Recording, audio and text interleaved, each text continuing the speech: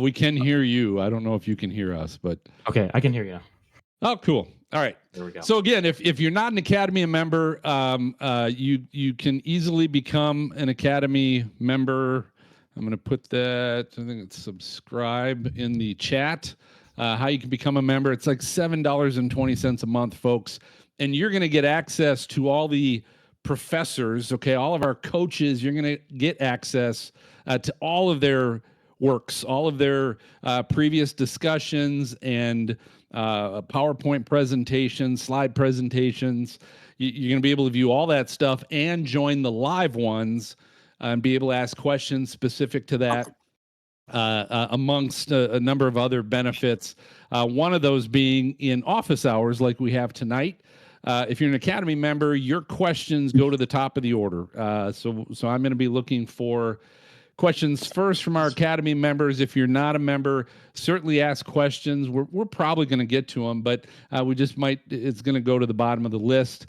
So a reminder, as it says there in the chat, thanks to Weaponized for throwing that up there. If you do have a question for office hours tonight for Stephen, go right now to the channel hashtag office hours questions. So just head over to that over on your menu. And that's where you ask your questions, not in the chat. We're not going to be looking at the chat for questions, if that makes sense. If you happen to be new, those of you that aren't new, you know what the hell's going on. So, Stephen, what last week or so? What have you been busy? What have you been up to? All right, 1 second. All right. I was on my phone for a second there, just because I had to restart the computer. Every time I do an office hours, I've got to restart it, and I should have done that before because for some reason the camera doesn't like it when I go straight into like an office hours. Okay, that's all right. There we go. So I do see that we do have questions starting to line up, but I am interested to know, Stephen, what have you been busy with the last week or so? It's been a hot minute since I've seen you last. Oh. All right, yeah. It's trying. Your camera's trying. You got it? I can hear you, but we can't see. You hear me? Or I can't see you anyway. I don't know. It's glitching out. But this is my last week of high school. So I'm about to graduate. So yeah, that's what I've been up to. Finishing up some final projects, and I was doing a little storm chasing. I was at Wakita last weekend, the Twister. Oh, you were there? Okay. Twister, yeah, 30th anniversary. So that was fun. Got to hang out in Enid and up there in Wakita with some friends. And I on my way back. You can't hear me. Do you want to use this? What? I can't hear you. I can't hear you. You can't hear me? Well, that's a you issue. My dad walked in. He says, "I can't hear you," but I think you guys can hear me. We got you. I got you anyway. Okay. If you can't hear, I would just say anybody else in chat. If you can't hear Stephen, maybe just reboot, come back in. Yeah, I think that's a mic issue on his end or a speaker issue, but he'll get it figured out. Yeah, after Wakita on Sunday, I did a little storm chase over there on that moderate risk day in no, sorry. Was that the day? That was Monday, wasn't it? Yeah. No, Sunday. I did chase because it was right. There was a little setup along the dry line in Oklahoma, just west of Wakita there. So I went over towards the Texas Panhandle, and I didn't have any confidence in those storms popping off, but if they did, they would be, capable of some nice structure, hail, some strong tornadoes if they did pop off. And just like I expected, they tried, but they didn't. So that's what I've been doing lately. And yeah, my last day of high school is on, I think, Thursday. So when's graduation? It's the 31st. Well, congratulations. Thank you. Congratulations. What's the next step? So I'm taking a gap year. Okay. I'm just gonna get things figured out with my YouTube channel because I really want to get that running, but I just haven't had the time with school and jobs. It's hard to sit down and edit because I'm a perfectionist, and that I like to do all these animations and make long form videos, and I just didn't have the time to get all that stuff done while I was in school. So I'm saving that for the summer, but in the gap year. So I'm excited to get cracking on that. I might go on some trips with my family. We might take an RV throughout the high plains and stuff like that. Go see some natural wonders of the United States. That would be pretty fun. Yeah, I guess in my gap year, I'm just going to be chasing and working on, building my resume and working on my photography, my videos, and then eventually I might do some community college classes next year. But yeah, I'm not going to a university just yet, but I probably will. Okay. Certainly sounds fun. Sounds like you got a Yeah. fun year ahead of you, doing stuff you Yeah. want to do, you like to do. Yeah, I'm excited. So just a reminder, you guys have questions for Steven. He's been, I haven't known Steven before being a part of Storm Chaser coaching, and have certainly learned that he knows his stuff. He's very good, very experienced in chasing. So if you've got questions for Steven, whether it's questions about upcoming chasing trips or setup questions coming up, or it's you want to look back on some of the storms that we've had recently in the past that you have questions about, jump over to that hashtag office hours questions. My only question before we get to those, Steven, is so what was the highlight of Wakita and the 30th Twister anniversary? So Wakita, I went up there mainly just to see my friends with Severity Roblox. It's that new storm chasing game that'll be coming out this year. I'm really excited for it. It's going to look fantastic. The tornadoes look amazing. The gameplay is going to be awesome. So we had a little booth there. We were handing out some stickers and photos. And it was just a lot of fun hanging out with those people. A lot of people that I haven't met before in that community. So that was a highlight. Just sitting on the booth, kind of hanging out with everybody and seeing all the little kids with their interceptors that they built. That was really cool. Awesome. Well, all right, we'll get into, we'll start with some questions. We're going to jump to our Academy member, Radar Sharknado. I always add the NATO part to that, Radar. But he wants to know, or she wants to know, how do people forecast damaging wind gusts? And also wanted to say thanks for answering my question about hail forecasting yesterday. Yeah, of course. So damaging winds, the main thing you're going to look for is moisture aloft and dry air below. And there's multiple setups and ways you can get damaging winds, but I'm going to give an example of one we just had. I think my dad's still in here. I don't even know if he can hear me. He's Sergeant Rock. But when I left for Wakita, we had we had some rain showers going over the DFW Metroplex, and there was this little rain shower that went over my house, and the environment, it had very moist upper levels and very dry and steep lapse rates in the lower levels. And what happened is we had this Virga bomb. And I don't know if you want to put a picture in there of the tree because I don't have it on my computer, but I know you have that picture. And so when I left for Wakita, my dad texted me, my dad and my mom, and they texted me. They're like, "What the hell just happened? Like this tree just collapsed in our yard." And what happened is that environment with the moist upper levels and the dry lower levels, what happened is that rain fell because there was all that moisture aloft. It created rain and it fell and evaporated. It turned into basically Virga. And that momentum hit the ground and spread out and hit our house. It was like a dry Virga, what they call a Virga bomb, and literally just wrecked this tree in our yard. I love that tree, and now it's gone. So we were out there cutting it up yesterday. So dry surface and moist upper levels is usually what you want because you want to get a lot of evaporation. Another way is through strong shear aloft. And you can get a thing called momentum transfer. Basically, if you have a lot of strong shear aloft, that momentum from like the jet stream up above can get mixed down with the rain and can come in the form of damaging wind gusts at the surface. So that's going to be common in your QLCS setups along the edge of the QLCS. Those downdrafts bring that momentum from above, and you can get some significant damaging wind events. But those are a few ways you can get some damaging wind gusts. Cool. All right, Alan, we're going to jump to your question. Certainly recommend you become a member of this awesome Chaser Academy group. But thanks for joining us tonight. Alan wants to know, what's your view on Storm Chaser congestion and their, I will say, apparent lack of obeying road laws? I don't think that falls under everybody, Alan, but what's your view on storm chaser congestion and just road laws in general? Obviously, that comes up every so often. Yeah, before I answer that, my dad did just post a picture of that tree in the yard that fell over. Nice. Which is crazy. Jeez. And can you still not see me? No, I can see you. Okay, cool. I hit the try again button so I can see you. Okay.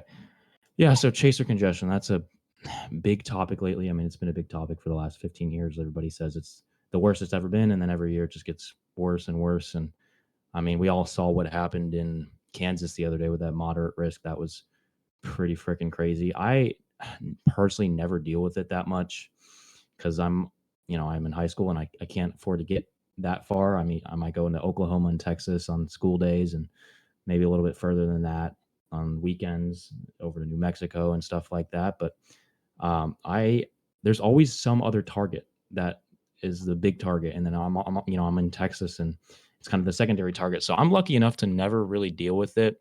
May 25th, 2024 was really bad because that was a pretty significant tornado event very close to my house. And another day that was pretty bad was just that one the other month, April 25th in southern Oklahoma. There was a lot of chasers there. But my take on it is, let me read that question again. So it was just basically, what's your view on storm chaser congestion? I mean, it's going to happen. Everybody has a right to chase. I mean, the thing I will say is if you don't know what you're doing, there's a difference in relying on other people for forecasting and learning from them. If you're not even doing any forecasting yourself, trying to figure out where they are, if you're just following the chasers, just going where the dominator is, I know that's also a big issue lately. You probably shouldn't be chasing. But everybody has a right to get out there and see storms. I mean, I'm sure, I started as a sophomore in high school and I was 16 years old, and I'm sure there's a lot of chasers out there that wouldn't really like that, just a random kid going out on the roads. So, everybody is part of the problem. But secondary targets is my biggest tip. Is the secondary targets, they're awesome. I mean, you do take a gamble and they might not produce, but when they do and you're the only one on it, it's just fantastic. It is awesome. And ways to avoid that, secondary targets would be one. If you have I'm thankful enough to have a truck that can go off-roading, and you can get on those dirt roads and kind of get away from the main roads where everybody is. That's another way to avoid it. Yeah, there's a picture from my dad. I think I'm pretty sure he pulled that off of Twitter or something from Kansas. Maybe that was May 25th. I don't remember. But yeah, the Congo lines have been crazy lately. My take on it is, long story short, is it's going to happen. I can't get mad about it. The only thing, I can kind of get mad about is the people who don't know how to drive, right? Like if you're stopping in the middle of the road, leaving your doors open in the middle of the road, and standing in the middle of the road, leaving your tripods in the middle of the road, or going, 30 and a 50 and it's like drizzling, like you need to be able to drive and not impede other people's chasing. So it does get a little annoying, but we all add to the issue, and we all have a right to be out there. Cool. All right. Colin wants to know, have you worked with James Spann before? I have not. I've never actually even talked to him, but he is awesome. He's an awesome guy. We had the pleasure of having him on probably about 3 different times on the Stormfront Freaks podcast, and he's a great guy. Was very welcoming. When I was on their Weather Brains podcast, but he just down to earth guy, right? Just he's actually what you'd probably expect, right? From what you see, he's that approachable. He's a good guy. Yeah, I really want to meet him. All right, Sweeney says, after 35 years, this issue with chasers on the road has me questioning if it's worth it anymore. So what would you say for people that just get frustrated maybe with congestion? I just want to say what's up, tips Scott. to avoid it. Tips to avoid it. That might be good too. Yeah. Scott Sweeney, he's an awesome chaser. We chased the Mississippi high risk together with a friend of mine, my friend Zach, and a lot of us busted. But Scott is an awesome guy, and he's been doing this. I guess he says 35 years. He's been doing this a long time. Let's see. Yeah, I mean, I think it would be silly to stop storm chasing because of convergence. If you really hate it, just avoid the big targets. But eventually, those mesoscale days and secondary targets might start to clog up because, storm chasing, it's an exponential curve right now. With social media and content creation and all the live streamers getting right up to it, it makes it seem really easy, and everybody and their mother wants to do it. So it's just going to continue to get worse. But you just got to find those ways to avoid it and just enjoy the storms. I agree. Sly Potato says, as we saw with the one storm yesterday with the extremely photogenic wall cloud in North Kansas, if you guys were seeing that, what was the reason that was so ready to produce a tornado multiple times, but didn't actually manage to get one down? Yeah, so that wall cloud, I did see those photos. That was a crazy wall cloud, but you could kind of see in those photos, the supercell was rather smooth, which means there was a bit of sin in the atmosphere, a little bit of capping. So that definitely might have held off on the tornado potential a little bit. But my main gripes with yesterday, even going into the event, was one, it was Kansas. Nothing ever happens in Kansas in the 2020s. It just doesn't happen anymore. But two was that trough. Going into that event, that trough was supposed to be really amplified shortwave trough, with a negative tilt, quickly translating. It looked like a pretty crazy trough, right, ejecting right up there into Kansas. But I'm going to send a picture of it. Hold on, I got to pull this up. That trough going into the event ended up not really being the way models showed it, and it kind of ended up being this elongated, weaker trough that was mistimed. Because we saw the convective initiation happening around 19Z, I think, like 1-2 p.m., which is kind of a red flag. I'll post a picture of it here in the office hours chat. So there's a picture of that trough. It was positively tilted instead of negatively tilted, and negative tilts tend to produce more widespread outbreaks. Positive tilts, they struggle. They can struggle to produce outbreaks, especially that one. It's just not a good looking trough. Hold on, I think my Discord's crashing. Can you hear me? I still got you. Okay, sorry, my Discord just went completely black. There we go. Okay, so yeah, you guys can see that trough there. That was a big issue with the setup, was the timing of the trough, and just the amplitude of it and the tilt of it. It was positively tilted. And then the next issue we had was there was just not a lot of ventilation aloft. Let me go to Coach Kyle's Instagram, because he made a good post on it. The wind profiles in that event, there was lots of low level shear. I was pretty concerned. There was lots of low level shear for strong to violent tornadoes, but not a lot of upper level shear. There was enough to support supercells, but there was not a lot of venting. So there's Kyle's post that he made, and here's a proximity sounding. And at first glance, that might seem pretty incredible for violent tornadoes, and it is.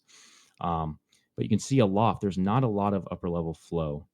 And so basically what happened is there wasn't a lot of venting aloft, and that led to a lot of storm interactions, because it just created these really messy HP, high precipitation supercells. And there was these cells became really inflow dominant, and some of them became inflow dominant, like that wall cloud that we were talking about. There was that beautiful massive wall cloud, but there was no outflow. So it seemed like these cells were getting a lot of inflow just from that intense low level shear. But there wasn't any outflow, because in some of those pictures of the wall cloud, you couldn't see that clear shot from that RFD, which provides that outflow to kind of give that inflow outflow balance, that yin and yang to spin up a tornado. When you have too much of one of those ingredients, inflow or outflow, you tend to struggle with tornado genesis. And so yeah, those were the main reasons: the trough, the messy upper level shear, and the storm interactions, I believe, from what I've seen. So a few things. There are a few things. All Yeah. right, Anderson Jones. What has May of last year taught you about lower level lapse rates?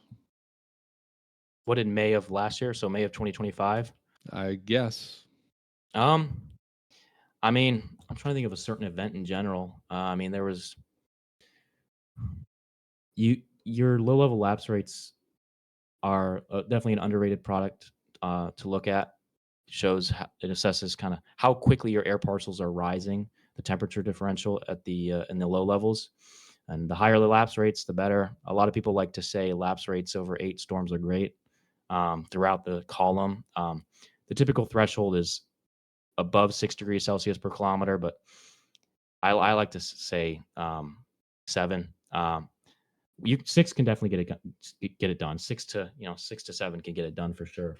But yeah, the lapse rates are very important. Above 7 degrees is when you're really talking throughout the column, like from the ground up to the top of the storm. 7 degree plus lapse rates are great. But May of last year, oh, actually, I have a great example, fantastic example from May of last year. Hmm.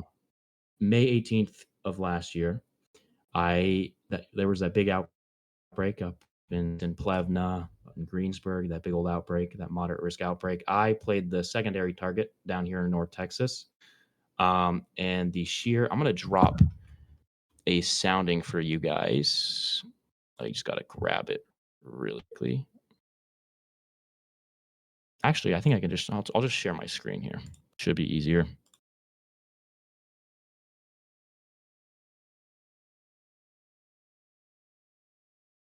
All right. Let's go to Chase Archive.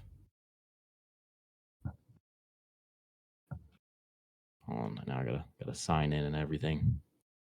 All right, let's go to May 18th. And you guys can see this, right? Yep. All right. So had lots of significant tornadoes up here. Let's look at Arnett. That was a very strong tornado. And you can see the sounding. Look at those lapse rates. Those are very steep. Let's see, where are they at on 0 to 3 kilometer lapse rates are 9 degrees Celsius per kilometer. That is absolutely absurd. And you can see there's not a whole lot of low level shear. There's enough for tornadoes, but those lapse rates and that low level instability really, really carried. So that was up there near Arnett, Oklahoma. Now let's go down to these tornadoes that I was on. So let's look at a sounding really quickly. You can see lots of wind shear for tornadoes. I mean, just ludicrous looping photographs. But those low level lapse rates, you can see they're a lot less steep. You have 0 to 3 is at 5.5 degrees Celsius per kilometer. That's below our general 6 degree Celsius per kilometer threshold, and definitely below our 7. And that's partly due to some of the capping that was lingering, but you can also see the temperatures were cooling pretty slowly. So this was one of my favorite chases of all time. There was a lot of tornadoes. Here's some pictures from Andrew Dale, my good old friend Andrew. Just big time wedge near Ranger. Here's some Will Leverett. Look at this video. This is just crazy. We'll go through all this media here. These were the Santo, Texas tornadoes. And you can see we have some vortices spinning up just due to the strong streamwise shear at the surface. But they weren't very strong and they didn't last for very long. Here's my videos of it. You can see this insane supercell structure with this really low base. There's that vortex right there. And you can see it just kind of fizzled out. There was these little rotating vortices, but they didn't really do much. Let's see what else people got. Yeah, this is a Falcon's video, my buddy Falcon. We were kind of convoying together. Can't really see the tornado in that one, but that was a big old wedge. Here's a post of mine of all the different tornadoes, and let's take a look at that. So there was a bunch of tornadoes. You can see these were all relatively weak, even though this tornado or the supercell was a very efficient tornado producer because of the strong low level shear and streamwise vorticity. the low level lapse rates kept these tornadoes pretty weak and pretty brief. There was just one near Morton Valley. That was the big wedge there at the top left. And there was one near, I think, Mingus, I believe. That was an EF1. This one near Santo. They updated this, actually. This is old. Let's go look at that. I just want to show you guys really quick because it's really interesting.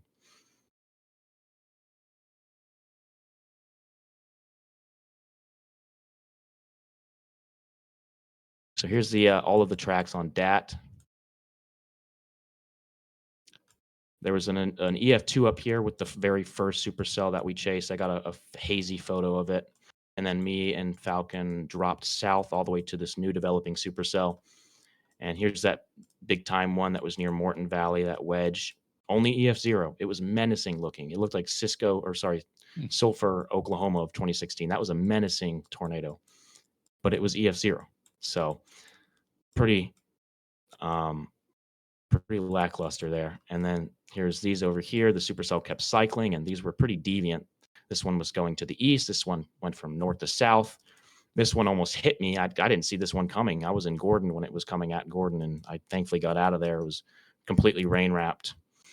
This was the one near Santo. Those were those rotating kind of those little vortices kind of orbiting around each other that you guys saw. I think there's some more video of it. Sorry, this is a very loaded answer, but I just want to show you guys. So yeah, here's that Santo one I was just showing you. I think this was stronger than EF0. I think it was probably EF1, EF2. It turned into a wedge, and then it transitioned into this little cone tornado. These tornadoes were very efficiently produced, but they just had trouble staying on the ground because of those low level lapse rates. So yeah, that's an example of those low level lapse rates kind of impeding the strength and longevity of the tornadoes. But if you have enough shear, that capping and those weak low level lapse rates can be overdone. They just might be rather weak. And I want to bring up another thing Kyle was mentioning earlier about STP calculations, the significant tornado parameter, and how it's kind of flawed, and how different soundings may work differently in different regions. I mean, when you look at Greensburg and you look at Enderlin, I mean, we had EF5s with a fat cap, right? And the low level lapse rates were kind of impeded because of that. And we still got EF5s, but for some reason down here, the capping, even just a little bit of capping down here in the Southern Plains, I swear it'll kill your storms and it'll kill your tornadoes. So that's another interesting thing that I just wanted to bring up, is that some of these regions just work differently. I don't know if it has to do with elevation, the amount of shear, but it's very interesting. So yeah, that was a loaded answer, but I wanted to show you guys that. That was a fun answer, Steven. Thank you. That was fun. We got to do more loaded answers like that. All right. Weaponized anxiety says, because we're going to go back to the positive tilt troughs that you were on. That was a while back now, but that we were talking about. Why aren't positively tilted troughs good for severe weather? So just talk about why that's not so good. Yeah, so negatively tilted troughs tend to bring more robust severe weather, and positively tilted troughs tend to bring less widespread and robust severe weather. You can get outbreaks with positively tilted troughs, but if you see a negative tilt versus a positive tilt, expect the negative tilt to usually pack more of a punch, and that's because it has to do with the evolution of it. The negative tilt troughs tend to incite more of a robust low level response. You get more organized surface lows, more organized surface patterns, dry lines, stuff like that. There was a video online that kind of explains it, gives a visual. Negative tilt troughs are kind of like a soccer player swinging in, like imagine the cleat of a soccer player swinging in and kicking a soccer ball, and if you imagine the way that foot ends up, it's kind of like a negative tilt. And that ball, you get that ball to fly high in the air, and a positive tilted trough just doesn't really have that same energy that a negatively tilted trough has, and it doesn't incite much of a strong low level response. And it's kind of just like kicking a soccer ball at at an unfavorable angle, basically. So it's a little tricky to explain, but generally, negative tilt troughs are associated with more robust surface responses, which will definitely help your severe weather, like deeper surface lows, stronger surface lows, tighter dry lines, stuff like that. All right, good friend of the Academy, Kazaki, says, "What are your thoughts on targeting a secondary target more than the main target, and do you think that is a better play? When would you consider your secondary target over your main?" See, this question pisses me off. Here we go. So, secondary targets are fantastic. I mean, it's just this year, it's like every time I go to the main target, the secondary target does it. And every time I go to the secondary target does it. We had the Enid tornado day. I could have gone to northern Oklahoma and seen the Brahman or was it Brahman? I think tornadoes. I think it's Brahman. I could have seen those crazy tornadoes and then drop south the Enid and seen the EF4, and that would have been crazy, right? But no, me and a couple other people, including Trey. Trey had me very convinced. Trey kind of convinced me to go down there. I mean, it looked good. The southern target. What was the date? I think it was of this day. I think it was April. Somebody will have to fill me in on that. April something. I think it was April 23rd, I believe. Yeah, 23rd. So I played the Southwest Oklahoma play. There was potential for a supercell there, and it had shades of April 19th, 2023, that tornado outbreak with Cole, Oklahoma, and stuff like that. And it was going to go big if it happened. I mean, it was going to be crazy if a supercell managed to pop off. And we were down there along the dry line, and it just wasn't doing it. It wasn't doing it. The northern mode was, I believe, along kind of with a cold front. Don't quote me on that, but it was either that or the northern mode was going to get messy pretty quickly. There was kind of a shorter window for discrete supercells. Storms were guaranteed up there, but it's just like, would they really do it? Because it was supposed to get messy, and they definitely did it up there. And the southern target tried. I mean, it popped up a few showers way later, like towards sunset, and I think we got a little bit of hail, and that was about it. And so that was that secondary target that a lot of people got baited to, and it just did nothing. And then up north, there was that EF4 near Enid and the Brahman tornado. So sometimes secondary targets will let you down, but there are times where it's worth it. April 25th, just a few days later, I was like, you know what? I'm tired of these little secondary targets for now. I'm going to go to the main risk area. And I went out with my buddy, Sam Schamberger. He's a lead forecaster here at Fort Worth. And I mean, we were both sold on that southern Oklahoma area. It was along the warm front, and the environment was supposed to be pretty ludicrous. I think it was a 10 double hatch for tornadoes. So EF3 tornadoes were expected over there in southern Oklahoma, and everybody and their mother rushed there. And there were some storms that were expected in North Texas towards Wichita Falls, and those were mainly going to be hailers. And I want to grab it. I want to grab my explanation because I made a cool graphic on it. I got to scroll through my Twitter and find it, but I'll explain while I do that. So there was those Wichita Falls storms, and there was those storms in southern Oklahoma along the warm front that were supposed to do it. So me and Sham, we were like, oh yeah, we'll be in southern Oklahoma because that's going to do it. Like you know, the secondary targets can be fun even when they don't do anything. Like if you get some hailers, that's always fun, right? You got to appreciate what you got. But we wanted to see some tornadoes, right? So we were there in southern Oklahoma. There was so much convergence. And the secondary target that my friend Falcon went on, my friend Chad Casey, like all my friends were on that. All my Team Texas buddies solely went there to avoid convergence. I mean, there was really no predicting what happened.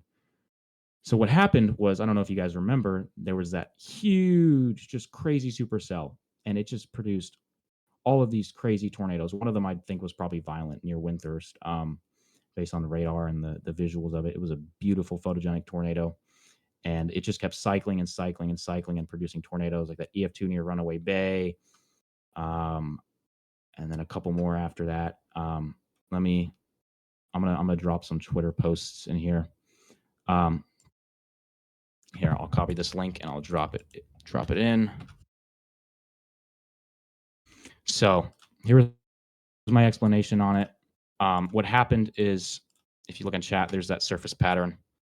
You can see that warm front in southern Oklahoma. Warm fronts are known to really enhance those low-level winds and promote tornadoes. And warm fronts had done a great job this year of producing tornadoes.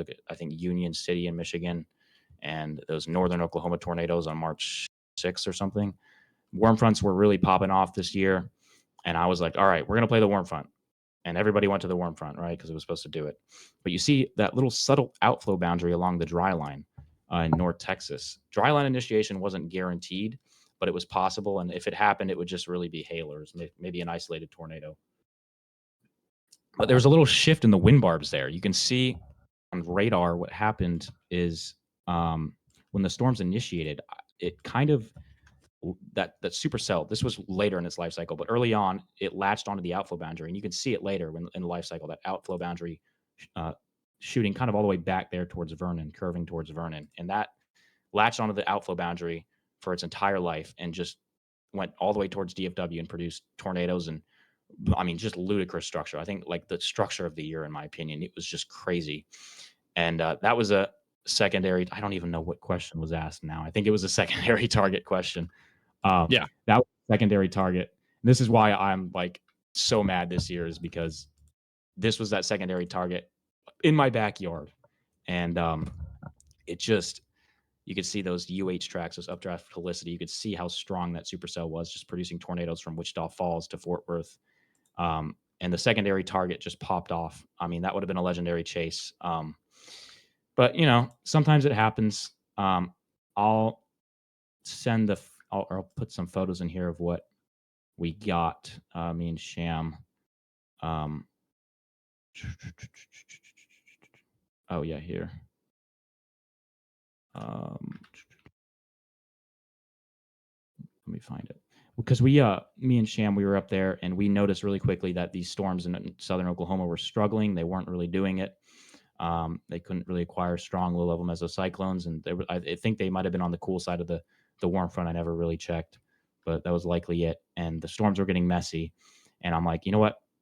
I think if we drop south, we can get there in 2 hours and see what's left of this supercell. Because we checked the environment, and the supercell in Fort Worth or North Texas going towards Fort Worth was looking like it was going to persist for a while, and it did. And so we dropped south, and we ended up seeing a little weak tornado, actually, like a little funnel cloud, and then it produced a tornado way off in the distance. Hold on, sorry, I got to put these photos here for the visuals. Yes, here's that post of our little crap NATO near something Mills, Oklahoma, and it was this really it popped up right in front of us. We didn't expect it. And it was this really beautiful supercell because we were on the west side of it, the sunlit side, and it popped up. And I'm like, wait, we got to stop. Because I pointed to the left. I'm like, look at that. And the moment I said that, we got the tornado warnings on our phone, and it started rotating. And I put a picture of the funnel there. You can see that funnel stretching down. So that was pretty fun to see, kind of lifted our spirits a little bit. And that produced a tornado a couple minutes later, but we didn't have any east road options. And then we kept dropping south after that to get to the Fort Worth one. And again, let me find that post of what we got there. We got into Fort Worth and we're trying to catch up with it, get ahead of it. And we ended up finding this little perfect place with a wide opening in Fort Worth. One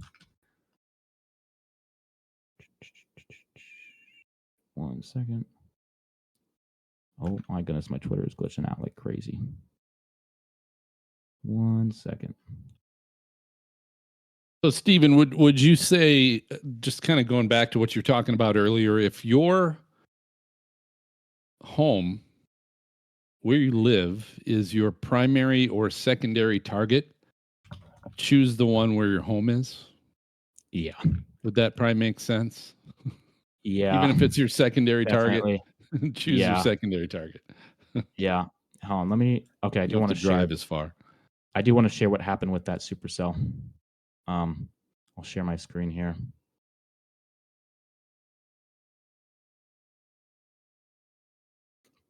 So here's that tornado near Windthirst. I do think this was intense to potentially violent. This thing was nuts. This is from Jim Tang.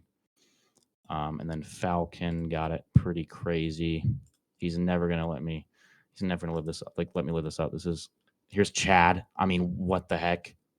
What the heck, Chad? That's from Ryan. Hall. There's another photo from Chad. Falcon got this large rain wrap tornado. Look at this structure. I mean, what the heck? That looks like something out of the high plains in like the early 2000s or the 90s. Like that is just unheard of here. You don't see that a lot. There's a cone tornado from Ben Williams near Runaway Bay. Yeah, there's some footage from Chad. I'm trying to see if, okay, yeah, my media isn't in here on the Chase archive, but that structure was crazy. I'm sure I can find it. Actually, let me pull up Lightroom because I have it on Lightroom. Because I do want to show you guys what I got with the end of that supercell. We caught it in its dying stages. It was done producing tornadoes, but we got some crazy winds, some crazy lightning, and some crazy structure and some hail at the end of it. So it was a fun chase. Okay, what screen do you guys see? I don't know. Do you see the Lightroom? We see your Twitter. Okay, let me move this. My computer is bugging out like crazy today. See your okay browser. What the heck? You might have to stop sharing and share again. Yeah. Lightroom. There we go. Can you see the Lightroom now? Yep, got it. Okay. I can't move this over. Oh, here we go. All right. So there was that structure. I don't know why I can't full screen it. There we go. There was that structure that we got as it moved into Fort Worth. It was pretty crazy. And then that's nice. Some lightning. That's Falcon's photo of the tornado near Windthirst. I mean, that's just crazy. And then there's some lightning I caught in my driveway. My lens is really dirty, but yeah, the storms are going crazy near my house with some spiders there. So overall, it was a fun chase. Very, I can't be disappointed by it. I try not to be disappointed by it because if that North Texas stuff didn't happen, it would have been a very fun chase. And it was a very fun chase. It's just a little disappointing that I missed out on one of the chases of the year in my backyard. I mean, that was disappointing, but it was a fun day. So secondary targets, I think they're going to become more popular now that everybody's seen what happens when you go to the secondary targets and you're on it all alone and avoiding the convergence. But they're definitely worth checking out every now and again. You don't always have to play them, but they're very fun. All right. Nomadland says or wants to know, do you use a weather station on board when chasing? And if so, what's your favorite? I don't know much about the weather stations. I should get a little weather station in my backyard and for my truck, but I don't have any. So I don't know anything about any of the brands or stuff like that. Yeah, I don't chase with one either. I do have one at my house. It's a Tempest. Okay. Which is pretty good. It's interesting because it's got the way it measures rain is by like haptic taps on the top of the weather station. It's not a rain gauge. That's kind of interesting, but works well. It's solar powered, so keeps itself going. Works pretty good. Yeah. All right, zombies for sale. Do you have any suggestions for chasing solo? Yeah. Let's see. Avoiding hail, catching photos, and first priority staying safe. Yeah. I mean, if you can chase with somebody, try, but I do chase solo a lot. And I started chasing solo. A lot of my chases were solo. First chases were solo. And I try to at least find somebody to go out with, but chasing solo, it can be safe if you do it right. You obviously can't look at your phone as much while you're driving. And it can be hard, if especially me, I like to do a lot while I'm chasing. I like to take photos, take videos. Some people just go out there with a cell phone, record it all. It's very stress-free. Me, whenever I'm solo chasing, I got to do a lot. There's a lot I got to pay attention to, my batteries, the cables, everything. And just know what you're going into. Always know where you're driving. Don't drive aimlessly. Like if you don't know where you're going, stop and figure out where you are. Relative to the storm. Obviously, stay a little bit further back if you're solo chasing, because the closer you are, things can change really quickly. Crap can hit the fan very quickly. And if you're driving and you can't look at your phone, you can't really look at radar, take a good look at what's going on, you can get yourself in a bad position. So while chasing, Stay further away, and avoiding hail. Yeah, don't go into the core unless you don't care about hail damage on your vehicle. But you can get hail anywhere around the storm. You can get it on the backside of the RFD. You can launch in front, out in the forward flank. But generally, being south of the storm is the best area for avoiding hail. Um, but let's see, catching photos. Um, Again, like I said, just get to a safe place to capture them. Know what's coming at you. Like you can think you're safe relative to one supercell, the supercell that you're chasing, and you're taking photos of it. And you can think you're safe, but if you don't check radar, you might not notice a left split coming towards you with giant hail. You might not have any idea. But if you have a chase partner can tell you that. So just main takeaway: always know what your next step is. Always know where you're going. My quick two little add-ons to chasing solo that I've found to be very beneficial. Number one is having a dash cam with a rear camera attached, because that way it can be running the whole time. You don't have to think about it, worry about it, catching something, missing something. You've got at least a front camera and a back camera that are constantly going, and you can find those pretty inexpensive. The second thing is I have a camera mount, or not a camera mount, sorry, but a phone mount right above my steering wheel that I can flip up, have my phone right there. So if I've got the radar pulled up on it, it's right in my eye view, so I can keep my eyes on the road and still see radar, what I'm looking at on my phone. Yeah. So mounts are a good thing to help you when you're solo chasing. You don't have to pick up your phone. And I don't have a mount for my phone, and I got to get a mount for my phone. That would be really. I did have one in like 2024, and then it broke, and I never got a new one. But yeah, mounts are very helpful, so you don't have to like put your phone away, find where it is, pick it back up. Another solo chasing tip is always know where everything is at. Like me, I know where my water bottle's at. I know where my raincoat's at. I know where my hail helmet's at. I know where my chargers are at. Just know your surroundings. Know where everything's at. If your car's all a crap show, you're going to be looking for stuff while you're driving. It's just not safe. I was thinking when he said, back in 2024, I used to have a phone mount. I'm an old guy. Yeah. It's a long time ago. Way back when. All right. Awesome. All right. Emanator wants to know, can you still get photogenic supercells even with messy storm mode like the last few days? That's kind of a loaded question. Photogenic supercells and messy storm mode. So generally, the more moisture you have, the less structure you're going to have. So you can have, QLCSs, like quote unquote messy storm modes, and you can have really cool supercell structures if the environment is dry. I want to open up Chase Archive again really quickly and see if my stuff is on there from that day. Hold on one second. What about things like shelf clouds? Like shelf clouds. Get some good shelf cloud shots and absolutely. Okay. Let me. So let's see. This was March 10th of this year. Yeah. There it is.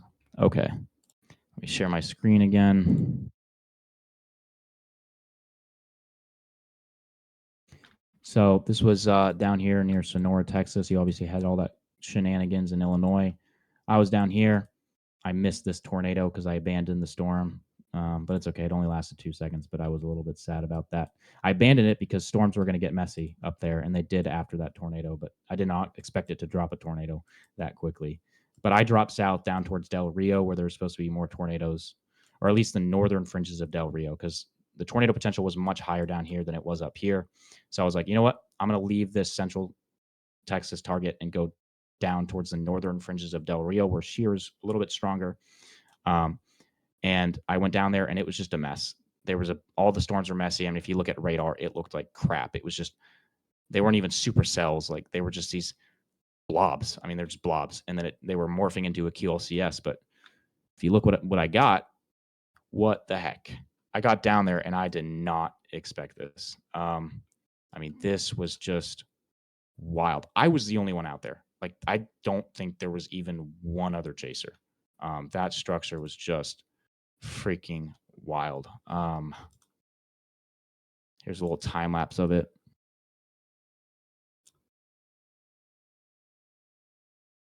Sorry, Twitter sucks with the quality. Yeah, it does.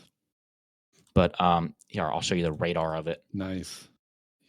Here's the radar. I mean, it's nothing crazy. And your eyes would go up here to this robust core, right? I can't tell if this was a supercell or like a multi-cell. It might have had a mesocycle and a loft. It was probably trying to become a supercell. But I was down here on this appendage. I didn't even mean to target. This was like, I think, originally trying to become a supercell, and then it started to die out. But what happened is this was so LP, it was so low precipitation. Even though on a radar it doesn't look like much, it was all messy. Since it was so LP, it produced just a fantastic structure. And I know I said, you want a lot of dry air for structure, and this is a very moist profile. I'm surprised too. I don't know much about structure with these kinds of things. I know more about supercells. I don't know why this thing was so crazy.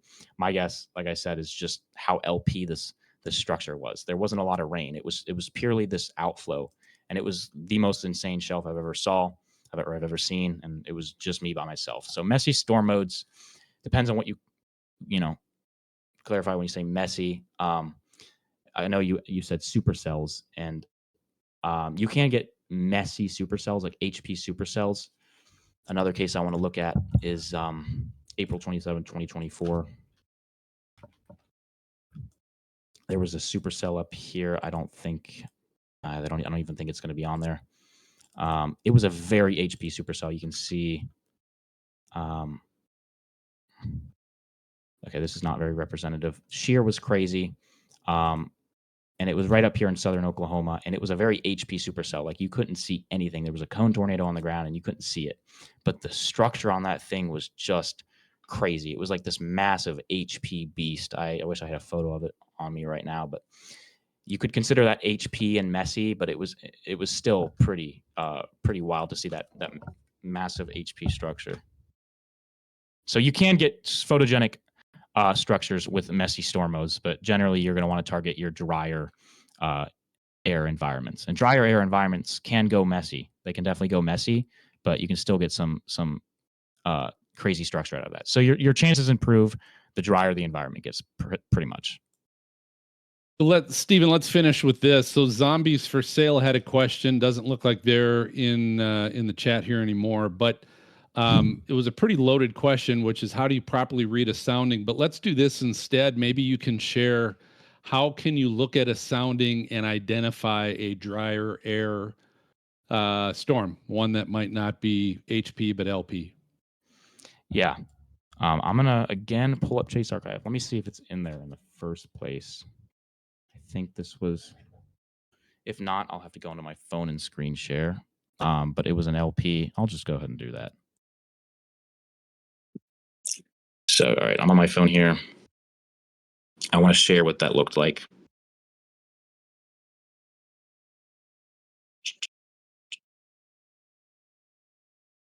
Okay. 1 second. Oh, when was this? Okay, there it is.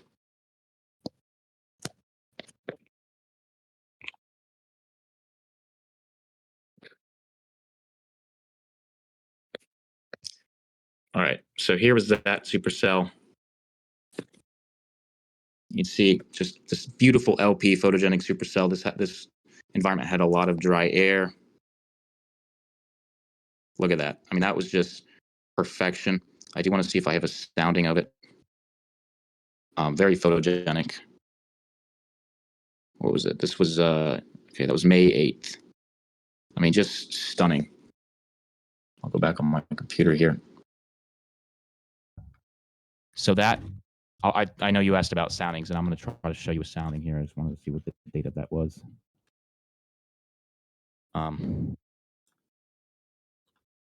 This should do it.